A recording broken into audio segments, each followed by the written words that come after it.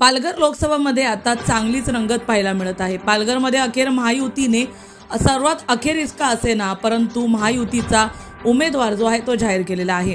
शनिवारी महायुतीचा उमेदवार जो आहे तो जाहीर करण्यात आला आणि त्याच दिवशी उमेदवारी अर्ज देखील भरण्यात आलेला आहे। यावेळेस यंदाच्या निवडणुकांमध्ये लोकसभा उमेदवार जे आहेत ते आहेत डॉक्टर हेमंत सावरा। डॉक्टर हेमंत सावरा हे विष्णू सावरा यांचे पुत्र असून त्यांना उमेदवारी जाहीर करण्यात आलेली आहे। तर आता पालघरमध्ये जोरदार लढत होणार असल्याचे चित्र पाहायला मिळत आहे। पालघरमध्ये आज भाजपाने महायुतीने जे आहे ते उमेदवारी अर्ज भरलेला आहे। यावेळेस मंत्री रवींद्र चव्हाण देखील उपस्थित होते, तसंच भारतीय जनता पार्टीचे सर्व नेते मंडळी पदाधिकारी देखील उपस्थित होते आणि त्यांच्या उपस्थितीमध्ये हा उमेदवारी अर्ज जो आहे तो भरण्यात आलेला आहे। यावेळेस महायुतीने जोरदार जल्लोषात तसंच मोठी रॅली काढून हा उमेदवारी अर्ज भरलेला आहे। यावेळेस प्रचंड प्रमाणात बहुसंख्या जी आहे ती महिलांची पाहायला मिळाली, नागरिकांची आणि ज्येष्ठ नागरिकांची पाहायला मिळाली। यावेळेस भव्य रॅली अशी काढत आणि गाजत वाजत जो आहे तो उमेदवारी अर्ज भरलेला आहे। महायुतीने आपला उमेदवार जाहीर करताच आता प्रचाराला सुरुवात केली आहे। त्यामुळे आता महायुती देखील रिंगणात उतरली असून बहुजन विकास आघाडी, महाविकास आघाडी आणि महायुती यांच्यामध्ये तिहेरी जोरदार लढत पालघर लोकसभा निवडणुकांमध्ये पाहायला मिळणार आहे। पाहूया यावेळेस उपस्थित असलेल्या नेत्या मंडळींचं काय म्हणणं आहे आणि संपूर्ण चित्र कशा प्रकारे स्पष्ट झालेलं आहे, तसंच महायुतीचा जाहीरनामा काय असणार आहे। पालिकेला झालेला आहे त्याची आपण सर्वांना कल्पना आहे। या पालघर लोकसभेमध्ये एक जागा ठाण्यातली जागा जी आहे ती शिवसेना लढेल किंवा भाजपा लढेल किंवा पालघरची भाजपा लढेल किंवा शिवसेना लढेल, हाच फक्त निर्णय बाकी होता। दोन्ही ठिकाणी महायुतीच्या कार्यकर्त्यांनी काम करायला ऑलरेडी सुरुवात केली होती। त्या संदर्भातला कालच ठाण्यातला सुद्धा निर्णय झाला की ठाण्यातली जागा ही शिवसेना लढेल आणि ही जागा ही भारतीय जनता पार्टी लढेल। त्यामुळे दोन्ही निर्णय आता झालेले आहेत। महायुतीचे कार्यकर्ते हे दोन्ही ठिकाणी फॉर्म भरण्यासाठी एकदम पूर्ण तयारीने लक्षात घ्या।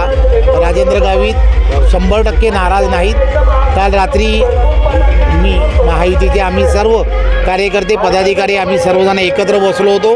आदरणीय मुख्यमंत्री एकनाथराव शिंदेजी, आदरणीय देवेंद्रजी यांची त्यांची बोलणं झालेलं आहे आणि आता त्यांना जरी थांबायला जरी सांगितलं असेल तरी ते फक्त तूर्तता थांबायला सांगितलेलं आहे।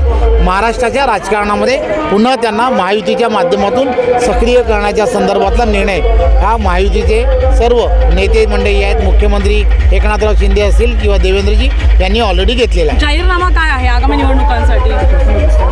हे एक गोष्ट या संदर्भामध्ये युतीचे सर्व कार्यकर्ते पदाधिकारी या संदर्भात आता येणाऱ्या काळात बसणार आहेत। परंतु पालघर शहर असेल किंवा पालघरचा असणारा हा जिल्हा असेल, त्या जिल्ह्यामधील आरोग्याची व्यवस्था ही सुदृढ करणं आणि इथे मोठ्या प्रमाणामध्ये रोजगाराची निर्मिती करणं हाच येणाऱ्या काळामध्ये इथल्या पालघर जिल्ह्यामधील लोकसभेचा असणार आहे। मोठ्या प्रमाणात भारतीय जनता पार्टीची संख्या इथे मोठ्या प्रमाणात आलेली आहे। उमेदवारी अर्ज भरणार आहात, काय माहोल आहे आज महायुतीचा उमेदवार हेमंतजी सावरा जे काल रात्री 9 वाजता डिक्लेअर झालं, महाराष्ट्रामध्ये शेवटची सीट होती आणि ते काल आपल्या पालघरची सीट डिक्लेअर झाली आणि महायुतीचे उमेदवार कमीत कमी 1.5 ते 2 लाख मताने 100% निवडून येणार। हेमंतजी सावरा यांनी आधी देखील निवडणुका लढलेल्या आहेत। आता इतक्या मोठ्या प्रमाणात जनसंख्या आहे, कुठेतरी उशिरा उमेदवार घोषित झाला, त्याचा काही परिणाम होईल असं वाटतं? मॅडम मी बोलू इच्छितो का आमची जी रचना आहे पक्षाची बूथस्तरीय आहे आणि आमच्या महायुतीचे मेळावे प्रत्येक बूथवर झालेले आहेत, म्हणून उमेदवार आज दुपारी डिक्लेअर झाला असता तर कार्यकर्त्याला काय फरक पडला नसता। काय मुद्दे असणार आहेत पालघरमध्ये? मोदीजीचा विकास हे लोकांपर्यंत पोहोचलेला आहे आणि लाभार्थीला जे देशभरात करोडो लोकांना लाभार्थीला जे फायदा पोहोचलेला आहे त्याच्या बेसवरच भारतीय जनता पार्टीला मतदान होणार। एक शेवटचा प्रश्न घेईन, पालघरमध्ये मोठ्या प्रमाणात विकासाचा विरोध होताना दिसतोय। कोणता विरोध? विकासाचा विरोध होताना दिसतोय, तर त्याबद्दल मॅडम कसं विकासाचा विरोध कोण करतो? ज्याची ताकद नसेल तो। आज तुम्ही कनेक्टिव्हिटी बघा, इन्फ्रास्ट्रक्चर बघा, हॉस्पिटल्स बघा, त्याच्यानंतर गव्हर्नमेंट डिपार्टमेंट्स बघा, हे जे 10 वर्षामध्ये जे डेव्हलप झालेलं आहे त्याच्या 2014च्या मागे बघा तुम्ही काहीच नव्हतं तसं आहे। तर आता कशा काय संदेश द्या लोकांना आज भारतीय जनता पार्टी आगामी निवडणुकांमध्ये? भारतीय जनता पार्टी कार्यकर्ता आज तुम्ही कमीत कमी 18 ते 20 हजार कार्यकर्ता महायुतीच्या जमणार आहेत आणि एवढी मोठी जेव्हा संख्या येते त्याचा अर्थ असा आहे की ही सीट 100% आजच आपण तुम्हाला मी सांगतो हक्काने निवडून आलेली।